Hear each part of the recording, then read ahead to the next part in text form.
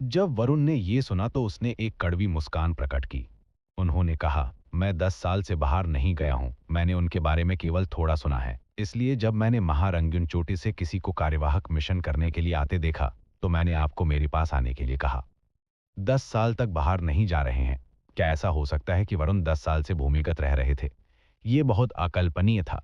अर्जुन देव यहाँ केवल एक सप्ताह के लिए रुके थे और वो इससे और बर्दाश्त नहीं कर सकते थे। ये कल्पना करना कठिन था कि अगर वो 10 साल तक यहाँ रहे तो कैसा होगा। अर्जुन देव के चेहरे पर एक आश्चर्य का भाव दिखाई दिया जबकि उन्होंने पूछा, क्या ये आपका विचार था कि हम खदान के 8वें स्तर पर आए? वरुण मंद मंद मुस्कुराए। ये ठीक है। वास्तव में आपको मुझे धन्यवाद देना चाहिए। अगर ये मेरे लिए नहीं होता तो आपको 20 मंजिलों पर भेज दिया गया होता। वहां का इलाका और भी कम है, वहां का माहौल मुझसे भी बदतर है। कोई आश्चर्य नहीं। अर्जुन देव को हमेशा लगता था कि उनके मिशन बहुत आसान थे। आमतौर पर वे सिर्फ गतियों से गुजर रहे थे और मूल रूप से करने के लिए कुछ भी नहीं था। तो यही कारण था। वैसे क्या आपको दो उत्परिवर्तित लाशें मिली हैं? अर्जुन देव को अचानक इस बात के बारे में याद आया। ये एक अच्छा अवसर था। वो इसके बारे में वरुण से पूछ सकता था। मेरे पास पहले से ही कुछ सुराग हैं, लेकिन अगर आप नहीं पूछते हैं तो ये सबसे अच्छा है। वरुण ने अर्जुन देव के सवाल का सीधा जवाब नहीं दिया। वो वहीं से आगे बढ़ता रहा जहां से उसने छोड़ा था। आपके अनुसार आपका मालिक ललिता होना चाहिए, है ना? अर्जुन देव को अपना सिर हिलाते देख वरुण मंद मंद मुस्कुराए और बुदबुदाए। उसने अभी तक हार नहीं मानी है। गड़गड़ाहट। ठीक इसी समय नदी के दूसरी ओर खाली जमीन पर तेज गड़गड़ाहट की आवाज आई। अर्जुन देव ने उस दिशा में देखा और नदी के दूसरी ओर खाली जमीन के बीच में एक विशाल चट्टान को बिना रुके हिलते हुए पाया। विशाल बल के कारण पूरी पहाड़ की दीवार हिल गई और अनगिनत चट्टानें उनके सिर के ऊपर से गिर गईं। अर्जुन देव ने इस विशाल चट्टान को पहले भी देखा था। हालांकि उस समय उन्होंने इस पर ज्यादा ध्यान नहीं दिया। उसने सोचा कि यह बस एक साधारण चट्टान है। आखिरकार चट्टानों को भूमिगत देखना अजीब नहीं था। हालांकि इस समय विशाल चट्टान पर अचानक मोटी जंजीरें दिखाई दी। विशाल चट्टान के चारों ओर 8 अलग अलग दिशाओं में जमीन में एक कृपाण घोपी गई थी। मोटी जंजीरें विशाल चट्टान से कृपाण की ओर गईं। विशाल चट्टान बिना रुके हिलती रही, मानो उसे किसी भी क्षण जमीन से उठा लिया जाए।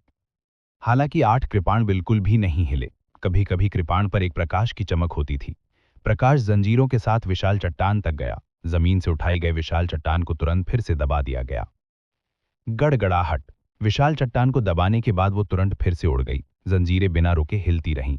ऐसा लग रहा था कि विशाल चट्टान किसी प्रकार के दैत्य या राक्षस को दबा रही है। अंदर से एक निडर दहाड़ आई। विशाल गुफा में दहाड़ गूंज उठी। अर्जुन देव ने 8 कृपाण और जंजीरों को देखा। उसे यकीन था कि उसने पहले 8 कृपाण और जंजीरें नहीं देखी थीं, अन्यथा वो विशाल चट्टान के नजरअंदाज नहीं करता। अर्जुन देव ने अपनी आध्यात्मिक भावना का विस्तार किया। हालांकि वो किसी भी वस्तु के अस्तित्व को महसूस नहीं कर सकता था। विशाल चट्टान के अलावा वो कोई जंजीर या कृपाण नहीं देख सकता था। क्या चल रहा है? क्या मैं चीजें देख रहा हूं? अर्जुन देव ने संदेह की दृष्टि से सोचा। मैं उन्हें स्पष्ट रूप से देख सकता हूं। मैं उन्हें अपनी आध्यात्मिक भावना से क्यों नहीं समझ सकता हूं? ये ठीक नहीं है। ये 8 कृपाण वास्तव में वस्तुएं नहीं है। ये आत्मा की जंजीरें और ये आत्मा पवित्र हथियार हैं जो मरने से पहले पावर हाउसेस द्वारा बनाए गए थे। अर्जुन देव को आखिरकार समझ में आ गया था कि क्या हो रहा है। कुछ प्राचीन पुस्तकों में ऐसा दर्ज है कि एक ऋषि की मृत्यु से पहले वो अपनी साधना को अपनी आत्मा के साथ मिला सकते हैं। इसे आत्मा पवित्र हथियार और आत्मा श्रृंखला में बदल सकते हैं।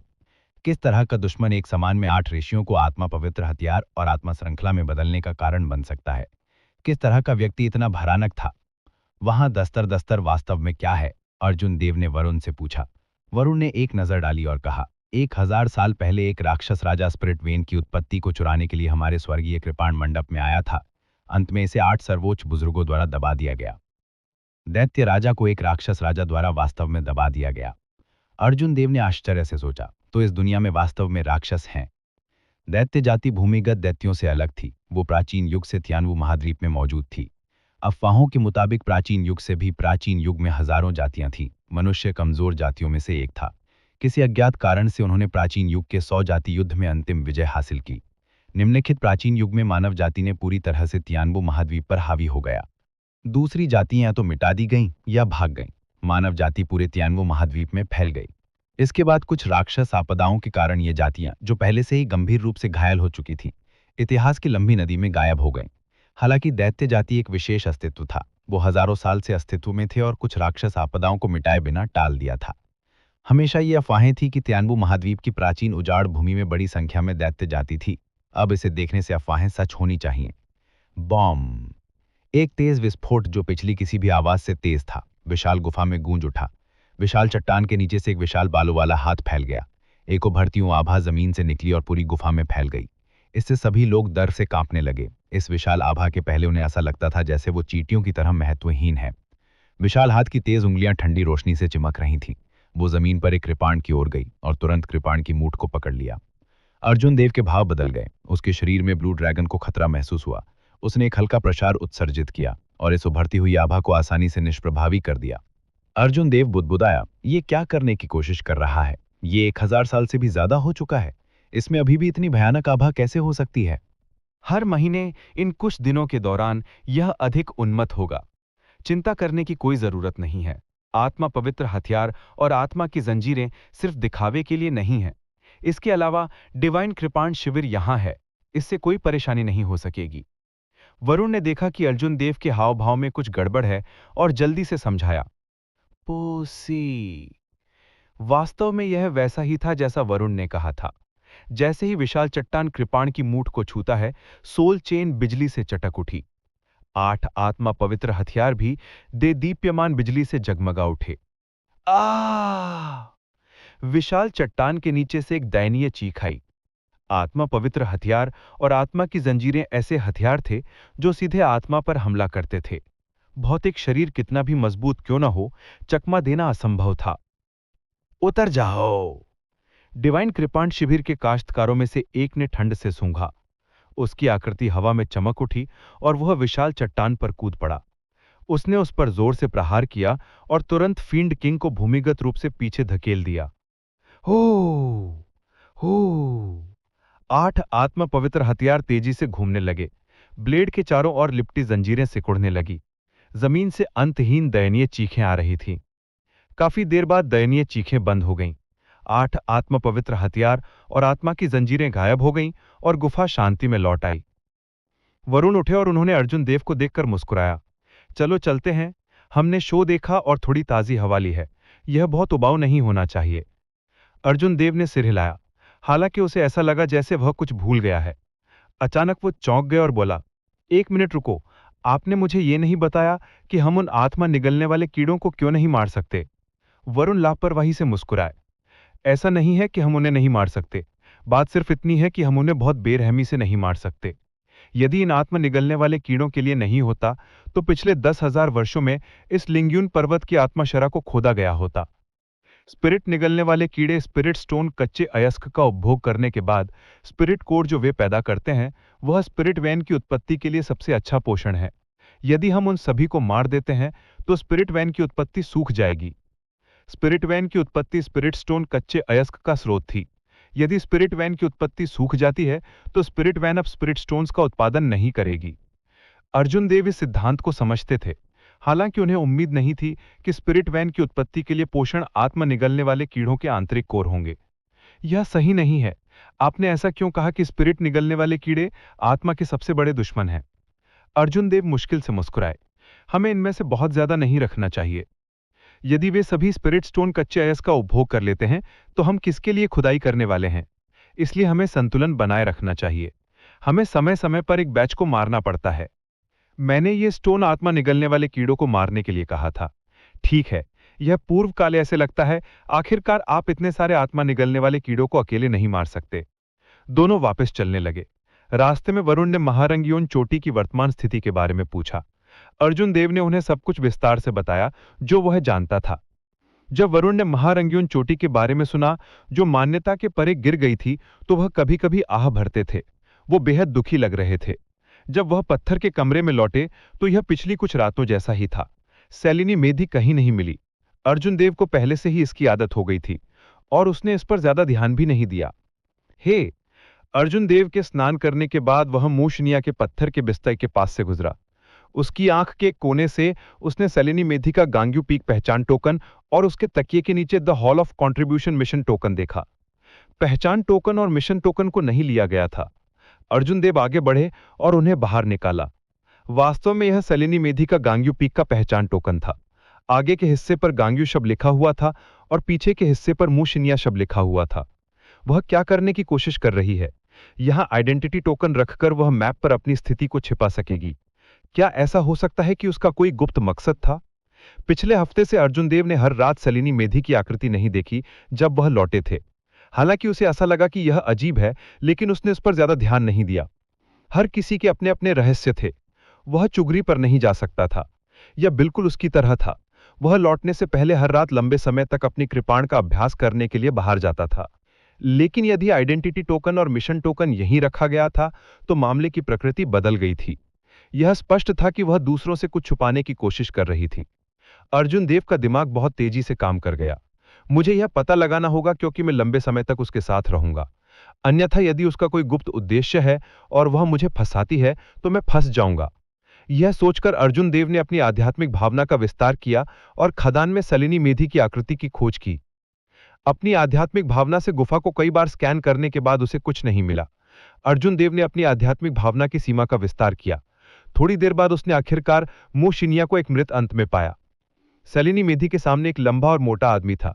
वह करीब 2 मीटर लंबा था। अर्जुन देव ने अपनी आध्यात्मिक भावना को नियंत्रित किया और सावधानी से चारों ओर घूमने लगा। उसने जब इस व्यक्ति की उपस्थिति देखी, तो वह बिना कहे नहीं रह सका। पर्यवेक्षक ली, सलिनी मेधी उससे कैसे मिली? उन दोनों ने बहुत जल्दी बात की, लेकिन अर्जुन देव ने यह भाषा पहले कभी नहीं सुनी थी। वह समझ नहीं पा रहा था कि वे लोग क्या चर्चा कर रहे थे। अंत में उन दोनों में बहस होने लगी। सलिनी मेधी की भावना बहुत अधीर हो गई। हालांकि अर्जुन देव को समझ नहीं आ रहा था कि वे दोनों क्या कह रहे थे, लेकिन उनके हाव भाव से अर्जुन देव उनके संबंध का अस्पष्ट रूप से अनुमान लगा सकते थे। उनके बीच मालिक नौकर का संबंध नहीं था। ऐसा लग रहा था कि वे सौदेबाजी कर रहे थे। पर्यवेक्षक ली मूशिनिया द्वारा दी गई कीमत से संतुष्ट नहीं थे। उसे लगा यह बहुत कम है। सलिनी मेधी इससे बहुत असंतुष्ट थी। उसकी अभिव्यक्ति से ऐसा लग रहा था जैसे वह उसे उसके शब्द से पीछे हटने के लिए डांट रही हो। थोड़ी देर बाद मूशिनिया और पर्यवेक्षक ली अलग हो गए और पत्थर के कमरे की ओर दौड़े। अर्जुन देव ने तुरंत अपनी आध्यात्मिक भावना को वापस ले लिया और सलिनी मेधी के आइडेंटिटी टोकन को उसके मूल स्थान पर वापस रख दिया। फिर वह अपने बिस्तर पर लेट गया और सोने का नाटक करने लगा। अगले दिन खान में बूम! अर्जुन देव ने अपनी कृपाण को एक लाश के दिल में भोंक दिया। सलिनी मेधी तेजी से पीछे हट गई। उसकी दोनों कृपाणें हवा में घूम गई और लाश का सिर काट दिया। हू! अर्जुन देव ने अपनी कृपाण निकाल ली और पीछे हट गए। शव का ध्यान आकर्षित करना जारी रखा। सलिनी मेधी पीछे से आई और कृपाण की रोशनी की एक झलक के साथ उसने लाश की भुजाएं काट दीं। उसके बाद शव डिसमेंबर हो गया। थोड़ी देर बाद निम्न स्तरीय शुष्क लाश उन दोनों के हाथों मारी गई और इसे 8 टुकड़ों में काट दिया गया। अब यह अधिक मृत नहीं हो सकता था। वरिष्ठ भाई, इस लड़ाई में केवल 5 मिनट लगे। हमारा सहयोग बेहतर हो रहा है। सलिनी मेधी मुस्कुराई क्योंकि उसने अर्जुन देव को देखा। अर्जुन देव मंद मंद मुस्कुराए और कुछ नहीं बोला। कल रात जो हुआ उसने उसके दिल में एक छाया छोड़ दी थी। हालांकि इस समय अर्जुन देव केवल गुप्त रूप से सतर्क हो सकते थे और दिखावा कर सकते थे कि कुछ भी नहीं हुआ था। वो दुश्मन को सचेत करने से डरता था। ध्यान से, अर्जुन देव के हाव भाव अचानक बदल गए। वो आगे बढ़ा और सलानी मेड पर मुक्का मारा। उसकी मुट्ठी से निकलने वाली हवा सलानी मेड के चेहरे को छूती हुई उसके पीछे एक लाश से टकराई। यह पता नहीं चला था कि यह लाश कब जमीन से बाहर आ गई थी। इसने उस क्षण का फायदा उठाया जब वे दोनों सलानी मेद पर झपटने के लिए विचलित हो गए थे। जब से अर्जुन देव ने कहा सावधान रहें, तब से लेकर जब तक उन्होंने लाश के सिर पर मुक्का मारा, तब तक केवल सांस का एक समय बीता था। अर्जुन देव का भौतिक शरीर अविश्वसनीय रूप से कठोर था। निराशा के क्षण में उसने अपनी पूरी ताकत से मुक्का मारा और लाश के सिर को दलदल में तोड़ दिया। सलानी मेड की प्रतिक्रिया बेहद तेज थी। वो तुरंत मुड़ी और उसके 2 कृपाणों पर 2 कृपाण रोशनी दिखाई दी, जिससे लाश का आधा हिस्सा कट गया। यह मूल रूप से एक निम्न स्तर की लाश थी। उन दोनों के प्रतिक्रिया के बाद उन्होंने जल्दी से इसे नष्ट कर दिया। मिसाल के साथ किसी ने भी लापरवाह होने की हिम्मत नहीं की। उन्होंने सावधानी पूर्वक जांच करना शुरू कर दिया और केवल तब आराम किया जब उन्होंने पुष्टि की कि यह सुरक्षित है। सलानी मेड ने अर्जुन देव की ओर देखा और कृतज्ञता पूर्वक मुस्कुराई। वरिष्ठ भाई, ये आपने मुझे फिर से बचा लिया। मैं वास्तव में नहीं जानता कि क्या कहूं। अर्जुन देव ने हाथ लहराया। मैं इसे फिर से कहूंगा। अभी बहुत दूर जाना है। कौन जानता है, कौन जानता है, मैं अगले ही पल आपके द्वारा बचाया जा सकता हूं। सलानी मेड मुस्कुराई। वरिष्ठ भाई, ये मुझे आपने जो कहा वो पसंद आया। उस स्थिति में मैं कड़ी मेहनत करूंगी और वरिष्ठ भाई ये को इस एहसान का बदला चुकाने का अवसर ढूंढूंगी। इस समय सलानी मेड की अभिव्यक्ति निर्दोष और रोमांटिक थी।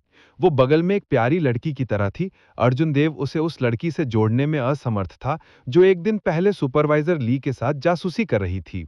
उन दोनों ने अपनी गश्त जारी रखी। जब वे वहां पहुंचे जहां सुपरवाइजर ली थे, तो अर्जुन देव ने जानबूझकर कुछ देर के लिए वहीं रुक गए। सुपरवाइजर ली ने हमेशा की तरह काम किया। वो उठा और अपना काम नीचे रख दिया। उसने उन दोनों से कहा, दो छोटे प्रभुओं को नमस्कार। अर्जुन देव ने सुपरवाइजर ली के शरीर को स्कैन करने के लिए अपनी आध्यात्मिक बुद्धि का उपयोग किया।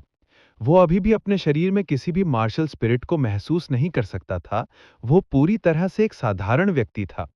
अर्जुन देव निराश हुए बिना नहीं रह सके। इस पर्यवेक्षक ली के साथ कुछ न कुछ तो गड़बड़ थी ही। उसकी आंखों का रंग एक नियमित खनन कर्मी की तुलना में बहुत अधिक चमकदार था। अगर यह अतीत में होता तो अर्जुन देव सोच सकता था कि वो उनके विपरीत अधिक आशावादी थे, जो सुन्न हो गए थे। हालांकि कल जो हुआ उसे देखने के बाद वो इस पर विश्वास नहीं करेगा, भले ही उसे पीट पीट के मार दिया जाए। हालांकि उसे पर्यवेक्षक ली के साथ कुछ भी गलत नहीं मिला। चाहे वो इसे कैसे भी देखता, वो एक साधारण व्यक्ति था जो शारीरिक श्रम करता था। यह छोटा बच्चा काम करने जा रहा है। दो छोटे प्रभुओं, कृपया अपना काम जारी रखें।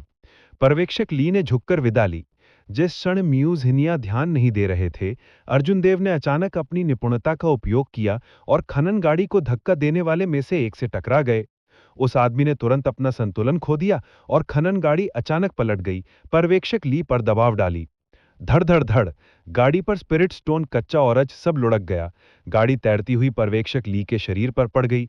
आसपास के खनन कर्मी जल्दी से पर्यवेक्षक ली को बाहर निकालने के लिए चले गए।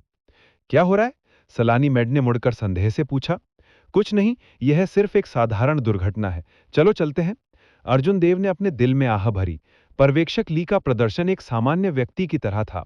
जब अचानक हमले का सामना करना पड़ा तो उन्होंने अपने सामने कोई असाधारण पक्ष नहीं दिखाया। खान की 8वीं परत के मुख्यालय में लापता खनिकों की जांच कर रहे एक किसान ने वरुण से कहा, एल्डर, ये हमें अभी तक खनिकों का वह समूह नहीं मिला है। इसके अलावा इस परत से कुछ खनिक हर दिन गायब हो रहे हैं। हालांकि क्योंकि यह व्यापक गायब नहीं है, इसलिए कोई घबराहट नहीं है। वरुण ने उदासीनता से कहा, जांच जारी रखें। गायब होने वाले लोगों की कुल संख्या का मिलान करें और प्रतिदिन मुझे इसकी सूचना दें। खान में दिन बहुत जल्दी बीत गए।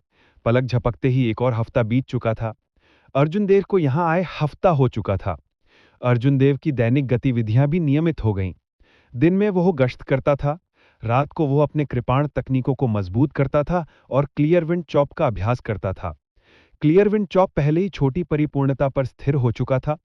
जब अर्जुन देव ने अपने कृपाण खींचा, तो वो अपने कृपाण क्यू को पूरी तरह से ठंडी हवा में छुपा सकता था। यह बिल्कुल भी लीक नहीं होता। वह निरंतर मध्य पूर्णता की ओर बढ़ रहा था। थोड़ा उबाऊ होने के अलावा दिन काफी शांतिपूर्ण थे। एकमात्र कमी यह थी कि वह खेती नहीं कर सकता था। यहां आने से पहले उनका पर्पल थंडर डिवाइन इंटेंशन पहले ही तीसरी परत की समाप्ति पर पहुंच गया था। मूल रूप से अर्जुन देव इस महीने पर्पल थंडर डिवाइन इंटेंशन की चौथी परत को तोड़ने के लिए तैयार थे, जिससे उनकी पर्पल थंडर ट्रू फायर की ताकत एक और परत बढ़ गई। उसके बाद वो वास्तव में अपने मैजिकल खजाने को परिष्कृत कर सकते थे। इसके रूप से वो केवल इस पर हार मान सकते थे और यहां से निकलने तक इंतजार कर सकते थे। इस विशेष दिन पर अर्जुन देव और म्यूज हिनिया हमेशा की तरह गश्त करने की तैयारी कर रहे थे, लेकिन उन्हें उम्मीद नहीं थी कि वरुण किसी अप्रत्याशित व्यक्ति को लाएंगे। यह मारूफ खान है। आपको इससे पहले मिलना चाहिए था। उनके मिशन का दौरान उनके साथ कुछ अप्रत्याशित हुआ। वो अपने मिशन को जारी रखने के लिए यहां है।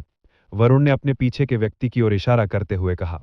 मारूफ खान ने उन दोनों की ओर हाथ बढ़ाया और कहा, हम फिर से मिलते हैं। उस समय समूह के हेवन व्यूइंग प्लेटफॉर्म में प्रवेश करने से पहले मारूफ खान ने उन्हें मिशन को पूरा करने के अपने अनुभवों के बारे में बताया था। इस प्रकार अर्जुन देव के मन में उन पर काफी गहरी छाप पड़ी थी। लेकिन वास्तव में उनके साथ क्या हुआ? उन्हें हेवन व्यूइंग प्लेटफॉर्म से यहां क्यों भेजा गया? बाकी लोग कहां हैं? वो यहां अकेले क्यों हैं? अर्जुन देव का मन शंकाओं से भर गया। वरुण के जाने के बाद, इससे पहले कि अर्जुन देव कुछ कह पाते, सलानी मैड ने अधीरता से पूछा, वरिष्ठ भाई, मां, वास्तव में आपके साथ क्या हुआ? अन्य वरिष्ठ भाई कहाँ हैं? मारूफ खान ने लंबे समय से बने भय की अभिव्यक्ति का खुलासा करते हुए कहा, वे सभी मर चुके हैं। उन्होंने 8वीं परत में एक सुपीरियर ग्रेड स्पिरिट स्टोन खोदा और एक कॉप्स किंग दिखाई दिया। हम में से कुछ लोग उस जगह से गुजरते थे। वो लाश राजा अज्ञात वर्षों से सुपीरियर ग्रेट स्पिरिट स्टोन के बगल में था। अप्रत्याशित रूप से ये अभी भी उन मार्शल तकनीकों को जानता था जिनका उपयोग वो जीवित रहते हुए करता था। इसके अलावा इसकी आध्यात्मिक बुद्धि बहुत अधिक है। Superior great spirit stone. Arjun Dev और मूशिन्या चकित रह गए। ग्रेट चू नेशन की स्पिरिट वेन की उत्पत्ति में एक सुपीरियर ग्रेट स्पिरिट स्टोन दिखाई दिया। यह बहुत आश्चर्य की बात थी। प्राचीन युग के बाद तियानवो महाद्वीप में आध्यात्मिक ऊर्जा तेजी से विरल हो गई। यहां तक कि महान जिन राष्ट्र जिसमें सबसे घनी आध्यात्मिक ऊर्जा थी, वो उस युग से बहुत दूर थी। अन्य 4 राष्ट्रों के लिए उनकी आध्यात्मिक ऊर्जा और भी विरल थी। मीडियल ग्रेट स्पिरिट स्टोन के लिए स्पिरिट वेन की स्पिरिट वेन में प्रकट होना एक सुखद आश्चर्य था। उन्हें हेवनली सेबर पवेलियन की स्पिरिट वेन में सुपीरियर ग्रेट स्पिरिट स्टोन कच्चा अयस्क मिलने की उम्मीद नहीं थी। एक सुपीरियर ग्रेट स्पिरिट स्टोन का मूल्य 1000 औसत दर्जे का ग्रेट स्पिरिट स्टोन के बराबर था। हालांकि यदि कोई वास्तव में इसके लिए विनिमय करना चाहता, तो कोई भी ऐसा करने को तैयार नहीं होता। ऐसा इसलिए था क्योंकि सुपीरियर ग्रेट स्पिरिट स्टोन्स बहुत रेयर थे। इसमें जो विशाल और शुद्ध सार था वो मार्शल किंग्स और मार्शल मोनार्क के लिए भी बहुत आकर्षक था। अर्जुन देव की वर्तमान साधना के साथ यदि वो एक उपयुक्त खेती तकनीक ढूंढ सकता और एक सुपीरियर ग्रेड स्पिरिट स्टोन को अवशोषित कर सकता, तो वो तुरंत मार्शल संत के लिए आगे बढ़ सकता था। इसके अलावा कोई दुष्प्रभाव नहीं होता। उसे इस बारे में चिंता करने की जरूरत नहीं होती कि इससे उसकी भविष्य की खेती प्रभावित होगी। अपने विचारों को याद करते हुए अर्जुन देव ने पूछना जारी रखा, उसके बाद क्या हुआ? क्या आप लाश राजा से सुपीरियर ग्रेड स्पिरिट स्टोन कच्चा अयस्क छीनने में कामयाब रहे? क्या आपने लाश राजा को मार डाला? मारूफ खान ने उत्तर दिया, लाश राजा की खेती एक मार्शल एम्परर के करीब थी। इसके अलावा इसका शरीर स्टील की तरह सख्त था। नियमित कृपाण और तलवारें इसे बिल्कुल भी घायल नहीं कर पाएंगी। हमने डिवाइन सेबर कैंप से 10 पीक ब्लेड्समैन भेजे, लेकिन फिर भी ये अंत में भागने में कामयाब रहा। हालांकि हम सुपीरियर ग्रेट स्पिरिट स्टोन कच्चा अयस्क प्राप्त करने में कामयाब रहे। अर्जुन देव और मारूफ खान ने सलानी मीड के चेहरे पर एक अजीब अभिव्यक्ति नहीं देखी जब उसने सुना कि लाश का राजा मरा नहीं था। मा चेंग ने कहा, मैं वास्तव में आप दोनों से ईर्ष्या करता हूं। 8वीं स्तर की सुरंगें शांतिपूर्ण होने के लिए प्रसिद्ध हैं और कभी कोई बड़ी घटना नहीं हुई। मुझे नहीं पता कि आप दोनों यहां कैसे पहुंचे, लेकिन ऐसा कुछ पहले कभी नहीं हुआ। अर्जुन देव अब वरुण के लिए वास्तव में आभारी था। यदि यह वरुण के लिए नहीं होता तो वो उन काश्तकारों में से एक होता जो लाश राजा से मिले थे। कौन जाने वो एक लाश भी बन चुका होता। बाद के दिनों में कुछ ज्यादा बदला नहीं। अर्जुन देव दिन में गश्ती करते रहे और रात में अपनी कृपाण का अभ्यास करते रहे। हालांकि अब जबकि वे 3 हो गए थे तो दिन पहले की तरह बोरिंग नहीं थे और उन तीनों ने बहुत बातें की। सलानी मीड अभी भी हर दिन लंबे समय तक बाहर जाती थीं। समय समय पर वो पर्यवेक्षक ली से मिलती थीं। हालांकि अर्जुन देव को अभी भी समझ नहीं आ रहा था कि वे दोनों क्या कह रहे हैं। वो केवल अपना गार्ड रख सकता था, वो कुछ नहीं कर सकता था। एक मृत मार्ग में अर्जुन देव हवा में था। इससे पहले कि वो अपनी कृपाण निकालता, हवा में ठंडी हवा चली। लूनर शैडो कृपाण निकालने के बाद हवा में धुंधली कृपाण की रोशनी चमकी। अर्जुन देव के जमीन पर उतरने के बाद उसके चेहरे पर खुशी के भाव उभर आए। उन्होंने आखिरकार क्लियर विंड चॉप के दूसरे चरण में महारत हासिल कर ली थी। क्लियर विंड चॉप में कुल 3 चरण थे। पहला चरण अपनी हत्या की को छुपाना था, अपने हत्या इरादे को समाप्त करना जिससे अन्य लोग इसके समय को जल्दी से नहीं समझ सकें। क्लियर विंड चॉप जो पहले आया, साफ हवा या चॉप। यदि साफ हवा पहले आई और कृपाण बाद में आई तो निश्चित रूप से काटने से पहले साफ हवा होनी चाहिए। हालांकि यदि अर्जुन देव अपनी कृपाण नहीं निकालता और हवा की धाराएं नहीं बनाता तो ठंडी हवा कैसे आ सकती थी। इसलिए क्लियर विंड चॉप का दूसरा चरण तब तक अभ्यास करना था जब तक कि चॉप होने से पहले साफ हवा न हो। आधे महीने से अधिक के कड़े परिश्रम के बाद अर्जुन देव ने आखिरकार दूसरा चरण पूरा कर लिया। अर्जुन देव क्लियर विंड चॉप के तीसरे चरण में प्रवेश करने वाले थे, जो महान सफलता के दायरे में प्रवेश था। केवल साफ हवा देखी जा सकती थी, लेकिन कृपाण नहीं। यदि वो अर्जुन देव इसका अभ्यास उस बिंदु तक कर सकता था जहां वो कृपाण को पूरी तरह से ठंडी हवा में छुपा सकता, जिससे दुश्मन को कृपाण की दिशा का पता लगाने से रोका जा सकता, तो वो क्लियरविंड चॉप में महान सफलता तक पहुंच गया होता। मैंने आखिरकार इस पर महारत हासिल कर ली है। ऐसा लगता है कि मेरी प्रतिभा काफी अच्छी है। केवल आधे महीने के समय में मैं क्लियरविंड चॉप को मध्य चरण में महारत हासिल करने में सक्षम था। कौन जाने मैं महीने के अंत तक इस पर महारत हासिल करने में सक्षम हो सकता हूं, अर्जुन देव ने खुशी से कहा। उसने कुछ समय तक अभ्यास करता रहा। हमेशा की तरह अर्जुन देव तब तक अभ्यास करता रहा जब तक कि उसकी आदिम की समाप्त नहीं हो गई। तभी वो पत्थर के कमरे की ओर चलने लगा। युवा लॉर्ड, ये एक हल्की सी स्पष्ट आवाज आई। ये आवाज अर्जुन देव से बहुत परिचित थे। आमतौर पर जब खनक और पर्यवेक्षक अर्जुन देव को देखते थे तो वे इस तरह अभिवादन करते थे। उसने मुड़कर देखा कि यह वास्तव में उन पर्यवेक्षकों में से एक था जिसे वो पहले देख चुका था। काफी देर तक काली सुरंग में पहरा देने के बाद अर्जुन देव रुका और पूछा, पर्यवेक्षक झाओ, तुमने मुझे कैसे ढूंढा? पर्यवेक्षक झाओ ने कमजोरी से कहा, मैं कुछ समय से लिटिल सर की तलाश करना चाहता था। मेरे खनकों ने सुना कि लिटिल सर अक्सर रात में अपनी कृपाण का अभ्यास करने के लिए बाहर जाते हैं, इसलिए मैं यहां इंतजार कर रहा था। अर्जुन देव ने सिर हिलाया। यह कोई रहस्य नहीं था कि वो रात में अभ्यास करने के लिए बाहर आया था। तुम मुझे क्यों ढूंढ रहे हो? क्या तुम किसी मम्मी से मिल गए थे? पर्यवेक्षक झाओ के चेहरे ने कभी सूरज नहीं देखा था। इसे धोने के बाद यह बहुत पीला था। उसकी सुन्न आंखों के साथ यह बहुत दुखी लग रहा था। नहीं, हाल ही में कुछ लोग रहस्यमय रूप से गायब हो गए हैं। पहले मैंने इस पर ज्यादा ध्यान नहीं दिया। ऐसा इसलिए है क्योंकि खान में समय समय पर लोगों का गायब होना सामान्य बात है। हालांकि जब मैंने अन्य पर्यवेक्षकों से पूछा तो मुझे पता चला कि लोग उनके स्थानों से भी गायब हो रहे हैं। वे वास्तव में गायब हो गए थे। अतीत में भले ही वे गायब हो गए हों, फिर भी हम उनकी लाशें ढूंढ सकते थे, लेकिन इस बार हमें उनकी लाशें भी नहीं मिली। अर्जुन देव ने थोड़ी भवें चढ़ाईं। पर्यवेक्षक झाओ के शब्दों से स्पष्ट था कि गायब होने का समय पूर्व नियोजित था। इस सब के पीछे किसी का हाथ था। हर पर्यवेक्षक में एक या दो लोग गायब हो गए थे।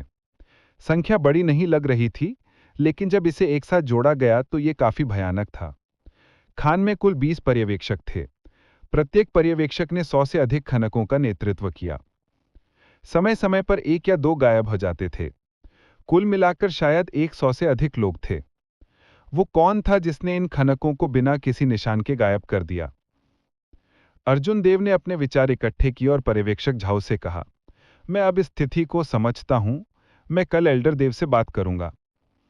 पर्यवेक्षक झाओ कुछ देर के लिए हिचकिचाया। उसकी अभिव्यक्ति ऐसी लग रही थी जैसे वो किसी चीज से जूझ रहा हो। अंत में उसने अपना मन बना लिया और कहा, छोटे भगवान, ये हमारे कुछ भाई हैं जो इस महीने के अंत तक अपने 5 वर्ष के कार्यकाल के अंत तक पहुंच जाएंगे। अब जब ऐसा कुछ हुआ है तो वे सभी चिंतित हैं। यदि वो जल्दी जाना चाहते हैं तो वे कम पैसे ले सकते हैं। जब अर्जुन देव ने यह सुना तो उन्होंने एक कठिन अभिव्यक्ति प्रकट की। उन्होंने कहा, ऐसा पहले कभी नहीं था। इसके अलावा यह मामला मेरे अधिकार क्षेत्र में नहीं आता। मेरे शब्दों का कोई प्रभाव नहीं होता। पर्यवेक्षक झाओ ने उत्सुकता से कहा, छोटे भगवान, ये आप एक अच्छे इंसान हैं, ये हम सभी जानते हैं। अतीत में देखभाल करने वाले हम खनिकों के साथ इंसानों जैसा व्यवहार नहीं करते थे। उन्होंने न केवल हमारा ठंड उड़ाया, कभी कभी वे हमें हिला भी देते थे। आप यहाँ इतने लंबे समय से हैं, लेकिन आपने हमें कभी सार्थक रूप से नहीं देखा। यह हर कोई जानता है। अर्जुन देव ने पहले मारूफ खान को इसका जिक्र करते सुना था। अतीत में जब स्वर्गीय कृपाण मंडप के शिष्यों ने इस मिशन को अंजाम दिया तो उनमें से कई खान में उबाऊ जीवन को बर्दाश्त नहीं कर सके। वे अपना गुस्सा खनिकों पर निकालते थे। यह एक बहुत ही सामान्य बात थी। अर्जुन देव ने एक कड़वी मुस्कान प्रकट की। अगर वह कुछ नहीं करता तो उसे एक अच्छा इंसान माना जाता। हालांकि इस दुनिया में अच्छे लोग बहुत सस्ते थे। छोटे भगवान, ये मैं आपके सामने घुटने टेकता हूं। आपको इसमें मेरी मदद करनी होगी। वे लोग इस महीने के अंत तक अपने 5 साल के कार्यकाल के अंत तक पहुंच जाएंगे। अगर उन्हें कुछ हो जाता है तो यह इसके लायक नहीं होगा। अर्जुन देव को चुप देखकर सुपरवाइजर झाओ ने तुरंत अर्जुन देव के सामने घुटने टेक दिए। अर्जुन देव चौंक गए और जल्दी से सुपरवाइजर झाओ को उठाने में मदद की। उन्होंने कहा, मैं मार्शल अंकल ये की तरफ से बोल सकता हूं। हालांकि मैं गारंटी नहीं दे सकता कि यह काम करेगा। पर्यवेक्षक झाओ ने कृतज्ञतापूर्वक कहा, यह अच्छा है कि आप बोल सकते हैं। मैं लिटिल लॉर्ड ये को अग्रिम रूप से धन्यवाद देता हूं। मैं पहले अपनी छुट्टी ले लूंगा। जैसे ही अर्जुन देव ने पर्यवेक्षक झाओ को जाते देखा, वह गहरी सोच में डूब गया। वह सलानी मेधा के मामले को किनारे से ठंडे स्वर में देख रहा था। हालांकि अब देखने से चीजें बदतर होती जा रही थीं। अगले दिन अर्जुन देव गुप्त रूप से अन्य पर्यवेक्षकों से मिलने लगा, उनसे स्थिति के बारे में पूछने लगा। जब वह काम करता था तो हमेशा सतर्क रहता था। पर्यवेक्षक झाओ ने जिस मामले की बात की वह काफी गंभीर थी।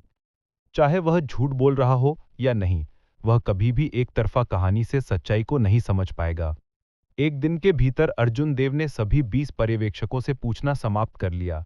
यह वैसा ही था जैसा कि पर्यवेक्षक ढाव ने कहा था। सभी पर्यवेक्षकों के पास खनिक थे जो रहस्यमय तरीके से गायब हो गए थे। वहां अधिक से अधिक 5 या 6 थे और कम से कम 1 या 2 थे। अर्जुन देव ने देर तक सोचने के बाद वह पर्यवेक्षक ली और उनके खनिकों के समूह को ढूंढने के लिए सलानी मेधा और मारूफ खान की पीठ के पीछे चला गया। अरे पर्यवेक्षक ली, तुम अकेले क्यों हो? अन्य 2 लिटिल लॉर्ड्स कहाँ हैं? हमेशा की तरह जब पर्यवेक्षक ली ने अर्जुन देव को देखा तो उन्होंने उनका गर्मजोशी से स्वागत किया। अर्जुन देव ने स्वीकृति में अपना सिर हिला दिया। उन्होंने कहा, पर्यवेक्षक ली, क्या आपके अधीन कोई खनिक हाल में ही रहस्यमय तरीके से गायब हो गया है? पर्यवेक्षक ली ने जवाब देने से पहले कुछ देर सोचा। मैंने इसके बारे में नहीं सुना है। मेरा कोई भी आदमी गायब नहीं है। क्या गलत है? क्या लिटिल लॉर्ड को कुछ हो गया? जैसे ही पर्यवेक्षक ली बोले, अर्जुन देव ने उनकी अभिव्यक्ति को ध्यान से देखा, लेकिन उसे कुछ पता नहीं चला। अर्जुन देव ने उदासीनता से कहा, ज्यादा कुछ नहीं, मैं बस लापरवाही से पूछ रहा हूं। मैं पहले अपनी छुट्टी ले लूंगा। अर्जुन देव एक कोने में चला गया और रुक गया। उसने अपनी आध्यात्मिक भावना को एक पतले धागे में बदल दिया और निरीक्षण करना जारी रखा। मुझे विश्वास नहीं कि आप इसे इतनी अच्छी तरह से छुपा सकते हैं। पर्यवेक्षक कार्यवाहक ने पहले क्या पूछा? कुछ खनिक दौड़कर आया और पूछा। पर्यवेक्षक ली ने अपना हाथ हिलाया और कहा, बस अपना काम करो, ज्यादा मत पूछो।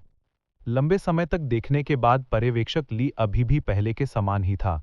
उन्होंने खनिकों के समूह को गंभीरता से खान में ले गया। उसकी अभिव्यक्ति बिल्कुल नहीं बदली। अर्जुन देव के सवाल की वजह से उन्होंने कोई अजीब हावभाव नहीं दिखाया। क्या ऐसा हो सकता है कि सलानी मेधा से मिलने वाला पर्यवेक्षक ली नहीं था? अर्जुन देव ने अपनी आध्यात्मिक भावना वापस ले ली और संदेह की दृष्टि से सोचता रहा। एक सामान्य व्यक्ति इतनी गहराई से कैसे छुप सकता है? अर्जुन देव ने अपनी आध्यात्मिक भावना वापस ले ली और अपना सिर हिलाया। वह समझ नहीं पा रहा था कि क्या हो रहा था। अर्जुन देव के जाने के बाद पर्यवेक्षक ली ने अपने हाथ में अयस्क फेंक दिया। अर्जुन देव को जाते देख उसकी निगाह दीवार में घुस गई। उसकी आंखों में एक हत्या का इरादा दिखाई दिया। जब अर्जुन देव इस परत के मुख्यालय में पहुंचे तो संयोग से उनकी मुलाकात वरुण से हुई। अर्जुन देव ने जल्दी से आगे बढ़कर वरुण को वह सब कुछ बता दिया जो उसे आज पता चला। उसके बाद उन्होंने पर्यवेक्षक ढाओ के अनुरोध का भी उल्लेख किया। वरुण को सुनने के बाद उन्होंने उदासीनता से कहा, मुझे यह मिल गया, तुम पहले वापस जा सकते हो। जब अर्जुन देव ने देखा कि वरुण को कोई आपत्ति नहीं थी तो उन्होंने चिंतित होकर कहा, मार्शल अंकल, ये उन लोगों का 5 साल का कार्यकाल वैसे भी अब खत्म होने वाला है। उनका वेतन कम करना और उन खनिकों को जाने देना कोई समस्या नहीं होनी चाहिए। वरुण बहुत व्यस्त दिखाई दे रहा था और पहले से ही जाने की तैयारी कर रहा था। जब उन्होंने अर्जुन देव की बात सुनी तो वह रुक गए और कहा, तुम केवल समस्या को अपनी दृष्टि से देख रहे हो। 50 खनिकों के जाने में कुछ गलत नहीं है। आखिरकार उनका कार्यकाल लगभग खत्म हो चुका है। हालांकि क्या तुमने इसके बारे में सोचा? सुरंगों में 2000 से अधिक खनिक हैं। इस समय वे पहले से ही असहज महसूस करने लगे हैं। अगर इस समय बड़ी संख्या में खनिक चले जाएं तो तुमने सोचा क्या होगा? अगर इस समय बड़ी संख्या में खनिक चले जाएं तो यह निश्चित रूप से अन्य खनिकों को घबराने के लिए प्रेरित करेगा। जब ऐसा होगा तो स्थिति को हल करना संभव नहीं होगा। अर्जुन देव ने तुरंत सोचा कि क्या होगा। हालांकि यह तार्किक था, लेकिन अर्जुन देव को लगा कि कुछ गलत है। तुम जा सकते हो, मुझे पता है तुम किस बारे में बात कर रहे हो। मैं 2 दिन में इससे निपट लूंगा। अर्जुन देव को चुप रहता हुआ देखकर वरुण ने उसे सांत्वना दी। अर्जुन देव ने कुछ देर सोचा और कहा, मार्शल अंकल, ये अभी मत जाइए, मुझे अभी भी रिपोर्ट करने के लिए कुछ है। लंबे समय तक सोचने के बाद, हालांकि कोई सबूत नहीं था, फिर भी अर्जुन देव ने वरुण को सलानी मेधा और पर्यवेक्षक ली के अजीब व्यवहार के बारे में बताने का निर्णय लिया। वरुण के सुनने के बाद उसकी अभिव्यक्ति नहीं बदली। उन्होंने कहा, हम सभी एक ही संप्रदाय से हैं। अगर आपके पास कोई सबूत नहीं है तो रिपोर्ट न करें। अर्जुन देव आश्वस्त नहीं थे। मार्शल अंकल, ये मैं वरुण ने उसे बाधित किया। तुम्हें कुछ और कहने की कोई आवश्यकता नहीं है। जल्दी वापस जाओ। अगर तुम्हारे पास कोई सबूत नहीं है और तुम फिर से ऐसी रिपोर्ट करते हो तो मैं विनम्र नहीं होऊंगा। उस रात सुरंगों की 8वीं परत के एक मृत सुरंग में पर्यवेक्षक ली ने मुंह से कहा, ऐसा लगता है कि तुम्हारे साथ जो साथी नीचे आया था उसे कुछ समझ में आ गया है। वह आज फिर से मेरी परीक्षा लेने आया। सलानी मेधा को आश्चर्य नहीं हुआ। यह ठीक है, वह कोई सबूत नहीं ढूंढ पाएगा। इसके अलावा वह एक व्यस्त भी नहीं है।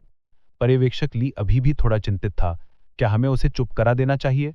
मैं अभी तैयार नहीं हूं। अगर यह आदमी हमारी योजनाओं को खराब करता है तो यह परेशानी भरा होगा। सलानी मेध ने अपना सिर हिलाया। कोई जरूरत नहीं है, हम कल एक कदम उठा सकते हैं। जब सुपरवाइजर ली ने यह सुना तो उसकी अभिव्यक्ति बदल गई। उसने आश्चर्य से कहा, कल एक कदम उठाओ, ये बहुत जल्दबाजी है। मैं उस चीज को जितना अधिक समय तक परिष्कृत करूंगा वो उतनी ही मजबूत होगी। ये महीने के अंत में सुरक्षित होना चाहिए।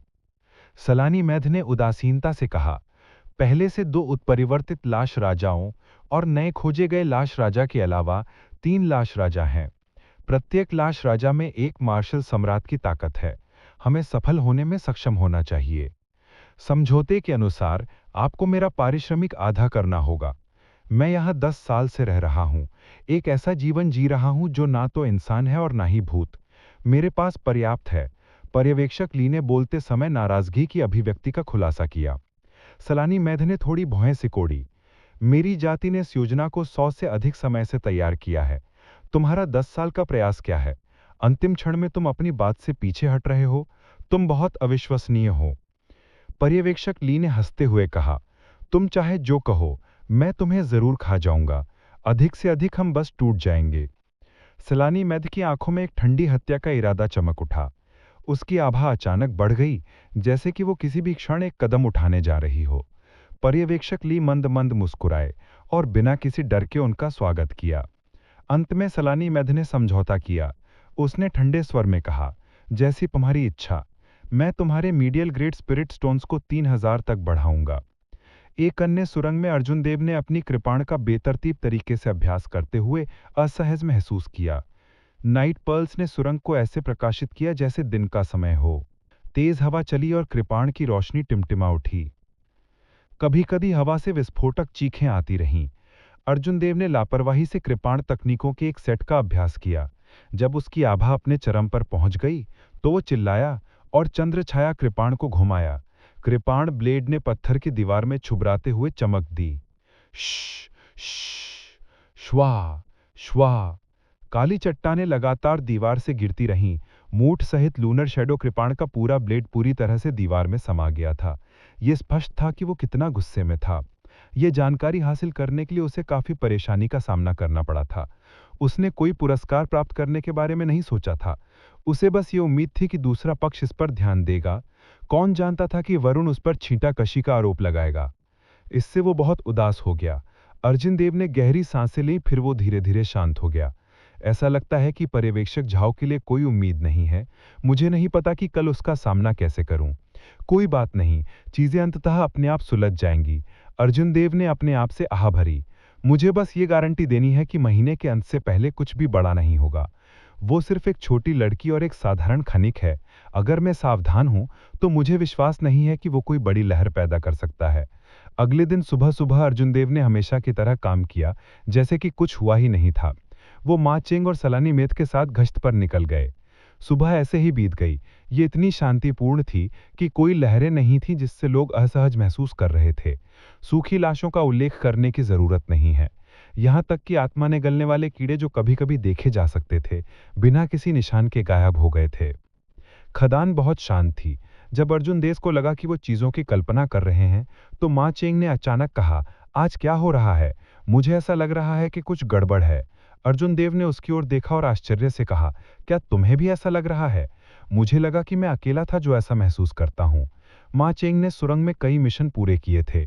उनका अंतःकरण विश्वसनीय होना चाहिए। अर्जुन देव ने नाराज महसूस किया। दोपहर में गश्त के दौरान अर्जुन देव ने अपना 120% ध्यान दिया। अपने आसपास के परिवेश पर ध्यान देने के अलावा उसने अपना अधिकांश ध्यान म्यूज इन पर भी लगाया। यदि कोई दुर्घटना होती है तो वो निश्चित रूप से म्यूज इन से संबंधित होगी। जब समय आएगा तो उसे बस उस पर नजर रखनी थी। अगर कुछ हुआ तो वह स्थिति को संभाल सकेंगे। अर्जुन देव एक ऐसे फौर पर आए जिससे वो बार बार गुजरते थे।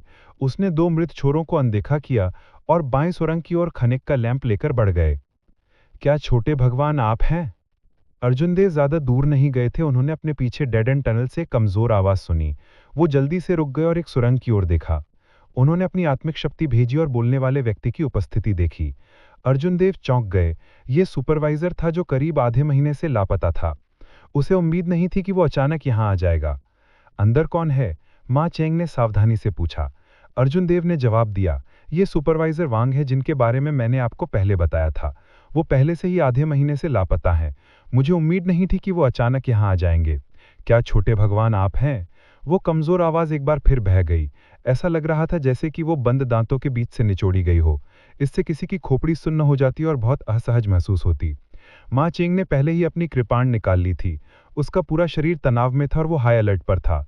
उसने अर्जुन देव से कहा, छोटे भाई, ये क्या तुम्हें जाकर देखना चाहिए? अर्जुन देव कुछ देर तक मन ही मन बुदबुदाए सोचने का ढोंग करते रहे। वास्तव में वो पर्यवेक्षक का निरीक्षण करने के लिए अपनी आत्मिक शक्ति का उपयोग कर रहे थे।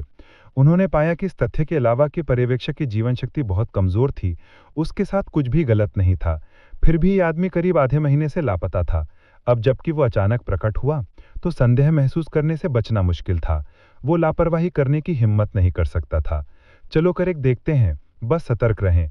अर्जुन देव ने अपना दाहिना हाथ नूनर शैडो कृपाण की मूठ पर रखा और माँ चेंग को मृत सुरंग की ओर ले गए। जब वो करीब पहुंचे तो उन्होंने पाया कि पर्यवेक्षक वांग जमीन पर पड़े थे। वो दीवार के खिलाफ कमजोर होकर कराह रहे थे। ऐसी स्थिति देखकर अर्जुन देव ने अपना गार्ड ढीला कर दिया। अर्जुन देव ने पानी की एक बोतल निकाली और उस व्यक्ति को दे दी। पर्यवेक्षक वांग ने बोतल प्राप्त करने के लिए अपना हाथ बढ़ाते हुए खुशी की अभिव्यक्ति प्रकट की। हु ची कैंग कैंग। हालांकि पर्यवेक्षक वांग ने केवल अपना हाथ आधा ही बढ़ाया था। इससे पहले कि अर्जुन देव को कुछ भी गलत लगे, माँ चेंग जो उनके बगल में थे अपने कृपाण से काट डाला। ये कृपाण हवा में फट गई। ये बहुत तेज थी, बचने का कोई रास्ता नहीं था। जब तेज ब्लेड सुपरवाइजर वांग के हाथ से टकराया तो कुछ अजीब हुआ। सुपरवाइजर वांग का हाथ नहीं काटा गया। इसके बजाय इसने खनखनाहट की आवाज उत्सर्जित की जो मेटल से मेटल के टकराने जैसी लगती थी। अर्जुन देव के हाव भाव बदल गए और वह बहुत दूर चले गए। जो देखा, माँ चेंग के भौं चढ़ गए और उन्होंने सावधानी से कहा, क्या यह शख्स एक ज़ॉम्बी है? उसने अपना भेस पूरी तरह से फाड़ दिया और उसके शरीर से एक सड़ी हुई गंध आई। उसके कपड़े फटे हुए थे, जिससे नीचे की कठोर काली त्वचा दिखाई दे रही थी। आपको कैसे पता चला कि कुछ गलत था? अर्जुन देव ने माँ चैंग के साथ खड़े होकर पूछा। माँ चैंग ने तुरंत उत्तर दिया। उसकी 5 उंगलियां पूरी तरह से काली थीं। उन्होंने एक इंसान की चमक खो दी थी। तो ऐसा है? अर्जुन देव ने सुपरवाइजर वांग को आश्चर्य से देखा। उसे उम्मीद नहीं थी कि आधे महीने तक उसे ना देखने के बाद पर्यवेक्षक वांग वास्तव में एक सूखी लाश में बदल गया था। जाओ, कोशिश कोशिश कोशिश। सुपरवाइजर वांग के मुंह से एक अजीब सी हंसी आई। उन्होंने स्पष्ट रूप से कहा, मैं मूल रूप से आपको एक सरप्राइज देना चाहता था। कौन जानता था कि आप इसे पहले से खोज लेंगे? माँ चैंग का रंग कुछ पीला था, क्योंकि उसने धीमी आवाज में कहा, कुछ गड़बड़ है। उसके पास अभी भी अपने विचार क्यों हैं? लाश के जहर से संक्रमित होने के बाद उसे एक चलती हुई लाश में बदल जाना चाहिए था। अर्जुन देव ने भौहें चढ़ा ली। वह अनुमान नहीं लगा सकता था कि क्या हो रहा है। ऐसा नहीं था कि एक जीवित व्यक्ति का सूखी लाश में बदल जाना पहले कभी नहीं हुआ था। जब कोई सामान्य व्यक्ति लाश के जहर से संक्रमित होता था तो वह सूखी लाश में बदल जाता था। हालांकि वह सिर्फ चलती हुई लाशें थीं, उनके पास बहुत युद्ध कौशल नहीं था। यहां तक कि एक सामान्य व्यक्ति भी उन्हें आसानी से चकमा दे सकता है। पर्यवेक्षक वांग फिर से अजीब सी हंसी आई। उन्होंने स्पष्ट रूप से कहा, क्या तुम्हें लगता है कि मैं कोई ऐसा व्यक्ति हूं जिसकी तुलना उन चलती हुई लाशों से की जा सकती है? मैं लाश सम्राट हूं, कोई ऐसा व्यक्ति जो अपने दांव को सिद्ध करने के लिए लाशों का उपयोग करता है। मैं प्राचीन लाशों का सम्राट हूं। हु। पर्यवेक्षक वांग ने अपने हाथों को हवा में लहराया और कहीं से एक सुनहरा लबादा दिखाई दिया। फिर उसने इसे अपने शरीर के चारों ओर बांध लिया। फिर उसने एक सुनहरा मुकुट निकाला और इसे अपने सिर पर पहना। एक लाश के लिए जो जलाऊ लकड़ी की तरह पतली थी, इस तरह के कपड़ों को पहनना अतुलनीय रूप से अजीब था। कौन परवाह करता है कि आप क्या हैं? मैं आपको एक ही प्रहार में काट डालूंगा। Mountain splitting chop. माँ चैंग ने ठंड से खर्राटे लिए और हवा में छलांग लगा दी। उसकी आकृति हवा में चमक उठी। उन्होंने पहले से ही इस माउंटेन स्प्लिटिंग चॉप को महान पूर्णता में अभ्यास कर लिया था। उसके सिर के ऊपर एक अकेले पहाड़ की एक अस्पष्ट छवि दिखाई दी। ऐसा लग रहा था कि इसमें 10,000 किलोग्राम का बल था। जब यह एक महान आभा के साथ उतरा, पर्यवेक्षक वोंग या बल्कि लाश सम्राट ठंड से हंसे और उनकी जमीन की ओर इशारा किया। जमीन एक धमाके के साथ फट गई और एक मम्मी जमीन से फूटकर उभर आई। माँ चैंग की ओर छलांग लगाई। काटो। जब माँ चैंग ने लाश को हवा में अपने नुकीले और पंजे उभारते देखा तो उसकी आंखों में तिरस्कार का भाव चमक उठा। माँ चैंग चिल्लाया और 10,000 किलोग्राम के बल से भरी अपनी तलवार लाश पर घुमाई। अचानक अर्जुन देव को लगा कि कुछ गड़बड़ है। उसकी नजर बिजली की तरह तेज थी जब उसने हवा में लाश को देखा। उसकी आंखों में बैंगनी रंग की रोशनी चमक उठी और उसने लाश की स्थिति को स्पष्ट रूप से देखा। लाश के शरीर के मैरिडियन के माध्यम से काली रोशनी की अनगिनत धाराएं बह रही थीं। डेंटियन में की का एक काला सर्पिल था जो आंधी की तरह घूम रहा था। अर्जुन देव अचंभित रह गया। यह लाश स्पष्ट रूप से एक टिक टिक करता टाइम बम था। बह रही काली की फ्यूज थी। जैसे ही यह टूटा यह तुरंत फट जाएगा। इसके अलावा इस आक्रमण की ताकत छोटी नहीं थी। यदि माँ चांग को गार्ड से पकड़ा गया तो उसे निश्चित रूप से नुकसान होगा।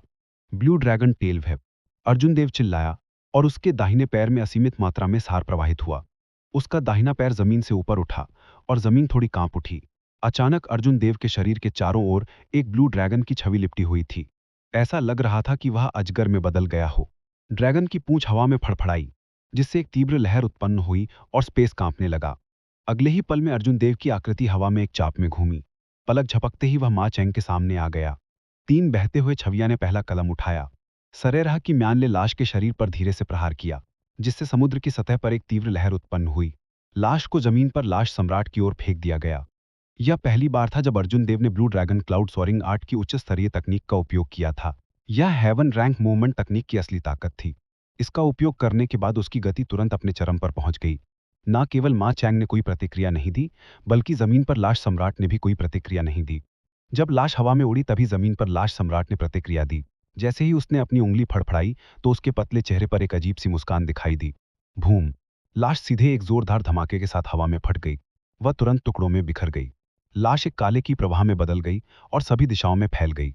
जब माँ चैंग के माउंटेन स्प्लिटिंग चॉप से संघनित ऊर्जा इसकी प्रवाह के साथ मिली तो वास्तव में समान रूप से मिल गई। माँ चैंग पीछे की ओर झुक गया और जमीन पर मजबूती से उतर गया। ट्रेसलेस बहता पानी। अर्जुन देव हवा में थे, जबकि 3 बहते हुए छवियां उनके पास एक आराम की अभिव्यक्ति थी। सरेराह की म्यान उसके सामने रह की थी। यह एक बहते पानी की तरह एक कोमल ऊर्जा लिए थी, बगैर किसी निशान के काले की प्रवाह को दूर कर दिया। जब काला की प्रवाह बिखर गया तो अर्जुन देव और माँ चैंग एक साथ खड़े हो गए। उन्होंने अपने सामने लाश सम्राट को सावधानी से देखा। हालांकि उसने स्वयं को सम्राट कहा था, लेकिन उसमें मार्शल सम्राट की ताकत नहीं थी। वह एक मानव मार्शल किंग के बराबर था। फिर भी एक मार्शल किंग ऐसी चीज नहीं थी जिससे वे दोनों निपट सकते थे। इसके अलावा यह लाश मॉन्स्टर अत्यंत विचित्र था। यह एक नियमित मार्शल किंग की तुलना में बहुत मजबूत था। चूंकि तुम मुझसे एक चाल प्राप्त करने में सक्षम हो और मरते नहीं हो, इसलिए मैं तुम्हें छोड़ दूंगा। गा गा गा। लाश सम्राट अजीब से हंसा। उसने अपना दाहिना हाथ लहराया और लाशें जमीन से बाहर निकल आईं। जब कोई ध्यान से देखता है तो ये लाशें लापता मजदूर थे। किसी ने इन लाशों को परिष्कृत करने की एक विशेष विधि का उपयोग किया था। वे नियमित लाशों की तुलना में बहुत मजबूत थे। लाश सम्राट अजीब से हंसा। तुम अपना समय लो, मुझे अभी भी काम करना है। गा गा गा। लाश सम्राट का शरीर धीरे धीरे जमीन में विलीन हो गया और जल्द ही बिना किसी निशान के गायब हो गया। हालांकि जमीन अभी भी पहले की तरह समतल थी, कोई दरार नहीं थी। पृथ्वी से बचने की तकनीक लाश सम्राट जिस विधि से भागने के लिए इस्तेमाल करता था, उसे देखकर अर्जुन देव ने तुरंत खेती के संग्रह में दर्ज पृथ्वी से बचने की तकनीक के बारे में सोचा। उसके सामने का दृश्य बिल्कुल पृथ्वी से बचने की तकनीक जैसा ही था। हालांकि उसके पास इसके बारे में सोचने का समय नहीं था। आसपास की लाशें पहले ही दौड़ रही थीं। संकड़ी तुरंग सैकड़ों लाशों से भरी हुई थी। पू पू पू। अर्जुन देव ने अपने हाथ में म्यान लहराया, जिससे वह एयर टाइट हो गया। उसकी आकृति बहते पानी में बदल गई, जिससे उस पर दौड़ने वाली सभी लाशें अवरुद्ध हो गईं। कभी कभी वह मारूफ खान की मदद भी करता था। अचानक अर्जुन देव को कुछ सूझा। वह मारूफ खान की ओर मुड़ा और पूछा, वरिष्ठ भाई माँ, क्या आपने जूनियर सिस्टर म्यू को देखा? मारूफ खान दंग रह गया। फिर उसने अजीब स्वर में पूछा, यह सही है, जूनियर सिस्टर म्यू कहाँ गई थी? वह कब चली गई? धिक्कार है। अर्जुन देव ने अपने दिल में शाप दिया। इतने लंबे समय तक उसकी रखवाली करने के बाद अंत में वह अभी भी चुपचाप इस जगह को छोड़ने में कामयाब रही। सलानी मेद ने जाने का अवसर तब लिया जब वे दोनों पर्यवेक्षक वांग से विचलित हो गए। माँ चिंग ने सूखी लाशों में से एक को लात मारी और दूसरी सूखी लाश के हमले से बच गया। फिर उसने अपनी साबरे को दूसरी सूखी लाश के शरीर पर वार किया, जिससे खनखनाहट की आवाज आई। यह धातु के विरुद्ध धातु के टकराने जैसा लग रहा था। सूखी लाश को पीछे धकेल दिया गया, लेकिन इसे दो भागों में विभाजित नहीं किया जा सकता था। जूनियर भाई, ये हमें क्या करना चाहिए? ये लाशें अजैब लगती हैं, इसके अलावा उनमें से बहुत सारे हैं। मुझे डर है कि हम एक समाधान के बारे में नहीं सोच सकते, स्थिति अच्छी नहीं है, मारूफ खान ने उत्सुकता से कहा। अर्जुन देव चुपचाप अपने आप में बुड़बुड़ाया, ध्यान से प्रति उपायों के बारे में सोच रहा था। इन लाशों की गति और ताकत केवल एक साधारण मानव मार्शल ग्रैंड मास्टर की थी। यदि इतना ही होता तो मा चेंग की साधना के साथ वह आसानी से अपना रास्ता खत्म कर पाता। इसके अलावा अर्जुन देव निश्चित रूप से लाशों के इस समूह का सफाया करने में सक्षम होते। हालांकि सबसे ज्यादा परेशानी की बात यह थी कि इन सूखी लाशों की त्वचा स्टील की तरह सख्त थी। जब ब्लेड उन पर लगा तो यह केवल एक उथला निशान छोड़ सकता था। इससे भी ज्यादा परेशानी की बात यह थी कि इन सूखी लाशों को बिल्कुल भी दर्द महसूस नहीं हुआता था। यदि आप उसे पीछे नहीं हटा सकते हैं तो वह अपने शरीर पर घावों को नजरअंदाज कर देगा और आप पर हमला करना जारी रखेगा। यह बहुत परेशानी भरा है। अर्जुन देव आसानी से अकेले जा सकते थे, हालांकि वे मा चेंग के सामने अपने बहुत सारे तुरुप के हाथ उजागर नहीं करना चाहते थे। आखिरकार उन्होंने मा चेंग के साथ ज्यादा बातचीत नहीं की थी, सतर्क रहना बेहतर था। चलो बाहर निकलते हैं वरिष्ठ भाई माँ, अब और नहीं छुपाओ, अर्जुन देव ने शांति से कहा। उन्हें विश्वास नहीं था कि मा चेंग, जिन्होंने सुरंगों में इतने सारे मिशन पूरे किए थे और सुरक्षित बच गए थे, कि उनके पास कोई तुरूप का हाथ नहीं था। इसका केवल एक ही कारण था कि मा चेंग अपने तुरूप के हाथ का उपयोग नहीं करना चाहते थे। वह अपनी ताकत को बनाए रखना चाहता था और अर्जुन देव को एक कदम उठाने के लिए मजबूर करना चाहता था। मा चेंग ने एक शर्मिंदा अभिव्यक्ति प्रकट की। वह फूट फूट कर मुस्कुराया और कहा, मैं वास्तव में कुछ नहीं छिपा रहा हूं, बात सिर्फ इतनी है कि मैं आश्वस्त नहीं हूं। मुझे बाद में मेरी मदद करने के लिए वरिष्ठ भाई ये की आवश्यकता होगी, अन्यथा मेरी सारी मेहनत बेकार चली जाएगी। Bang bang bang bang. Arjun Dev ने अपने बाईं हाथ में साबरे पकड़ी थी और दाहिनी हाथ से 3 बार मुक्का मारा। उसने आसानी से 3 लाशों को पीछे गिरा दिया जो उस पर झपट पड़ी थी। उनके शरीर को 7 पत्ती वाले फूल से तड़का दिया गया था और कड़वाहट से खेती की गई थी। यहाँ तक कि अगर वह अपने सार का उपयोग नहीं करता है और केवल अपने भौतिक शरीर की ताकत पर भरोसा करता है तो उसके पास 1000 किलोग्राम से अधिक बल होगा। जब इन लाशों को उसके मुक्के से मारा गया तो उनकी कांसे की त्वचा पर एक हल्की दरार दिखाई दी थी। जब उन्हें पीछे धकेला गया तो उन्होंने अपनी पीछे की लाशों को जमीन पर गिरा दिया। जब बगल में मौजूद मा चेंग ने यह दृश्य देखा तो वह दंग रह गया। वह ये नहीं बता सकता था कि अर्जुन देव जैसे एवरग्रेड के मार्शल ग्रैंड मास्टर में वास्तव में इतनी ताकत थी। मुझे आश्चर्य है कि सीनियर ब्रदर माँ के पास इस घेरे से बाहर निकलने के लिए कोई अच्छी चाल है। अगर आप मेरे कोई कदम उठाने की आवश्यकता हो तो मैं ऐसा करने में हिचकिचाऊंगा नहीं।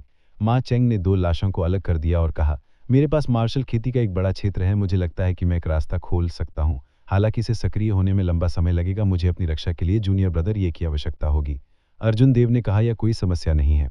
अर्जुन देव ने blue dragon cloud soaring art का निष्पादन किया। यह ऐसा था जैसे कोई ब्लू ड्रैगन मा चेंग के चारों ओर तैर रहा हो। उसने अपने हाथ के म्यान को लकड़ी की छड़ी की तरह इस्तेमाल किया। जब अर्जुन देव के द्वारा उछलने वाली लाशों को मारा जाता था तो वे तुरंत वापस उड़ जाती थी। अर्जुन देव के संरक्षण में मा चेंग के 10 मीटर के दायरे में कोई भी लाश नहीं आ सकती थी। मा चेंग ने गहरी सांस ली और उसकी आंखों में एक रोशनी चमकी। अचानक वह 2 कदम आगे बढ़ा और चिल्लाया। आसपास की आध्यात्मिक ऊर्जा बहते पानी की तरह उसकी साबरे में बहने लगी।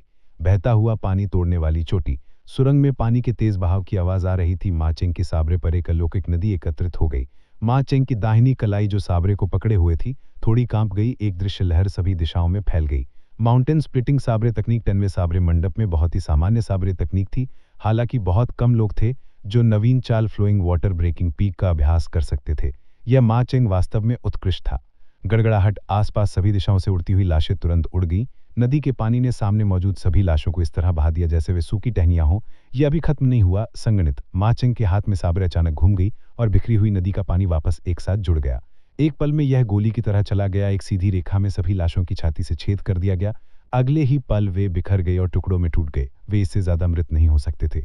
महती हुई पानी तोड़ने वाली चोटी। तो यह ऐसा है। बहता हुआ पानी सिर्फ प्रस्तावना है, अंतिम ब्रेकिंग पीक ही सच्ची मारक चाल है, अर्जुन देव ने मन ही मन सोचा। उन दोनों ने इस अवसर का फायदा उठाया और लाशों के घेरे से बाहर कूद गए।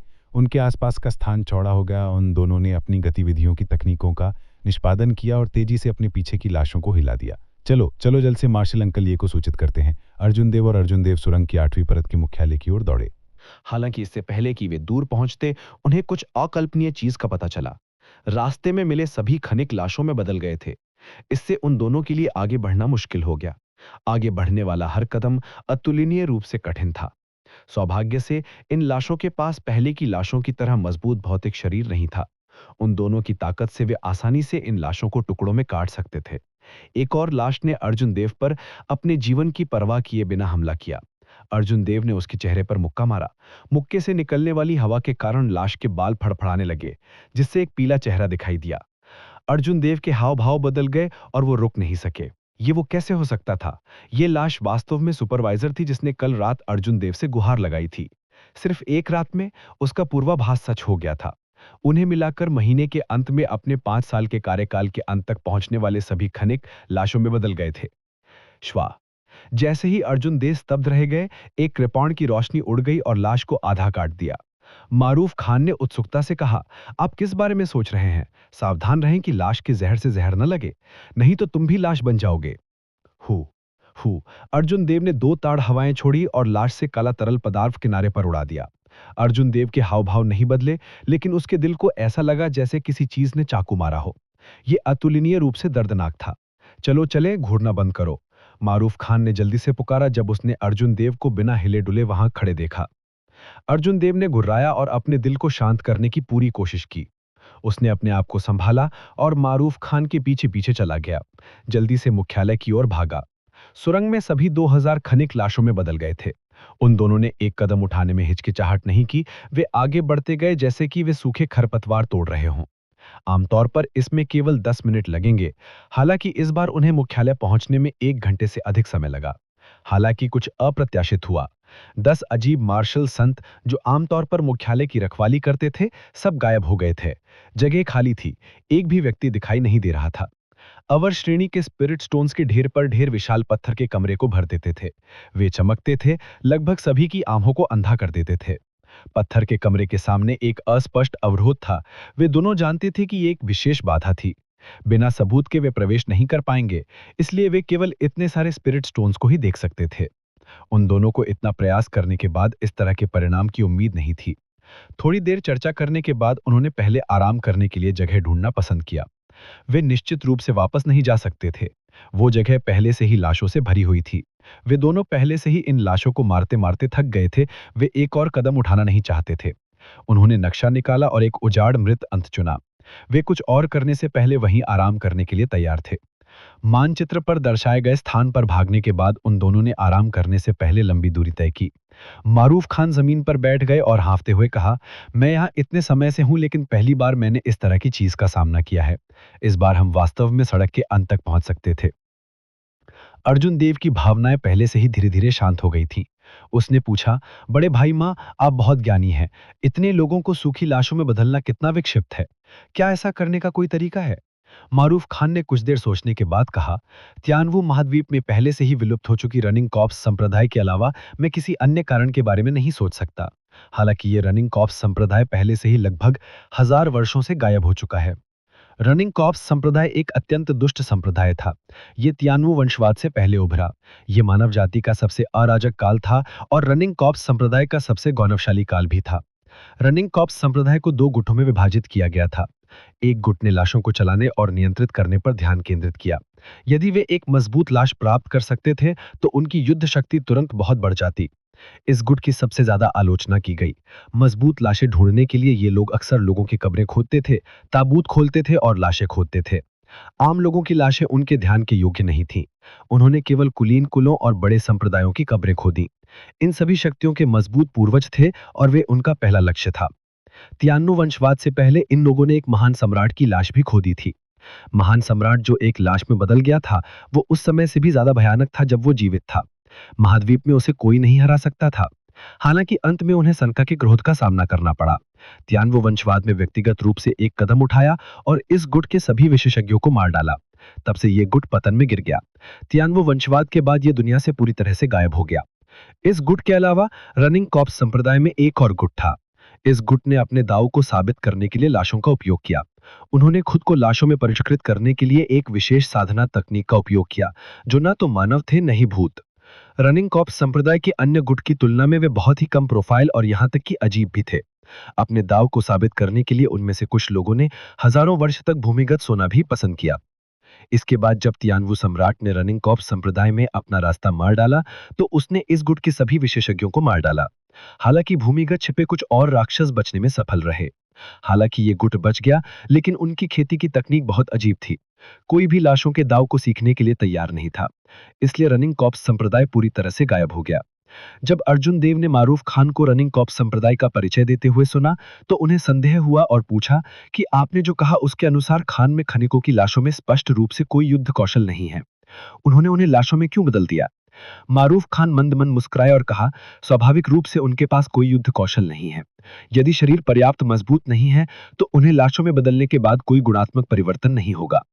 वास्तव में मजबूत लाशें में पहला बैच होना चाहिए, जिससे हम मिले थे। एक विशेष विधि से उपयोग किए जाने के बाद ही उनके पास युद्ध कौशल होगा। जहां तक उन खनिकों का सवाल है, ये पासिद में किया गया होना चाहिए। आखिरकार उनके लिए ये कठिन नहीं है। अर्जुन देव ने क्रोधित अभिव्यक्ति प्रकट की। उसने अपनी बाईं मुट्ठी कसकर भींच ली और कहा, क्या ये लोग इतने अमानवीय हैं?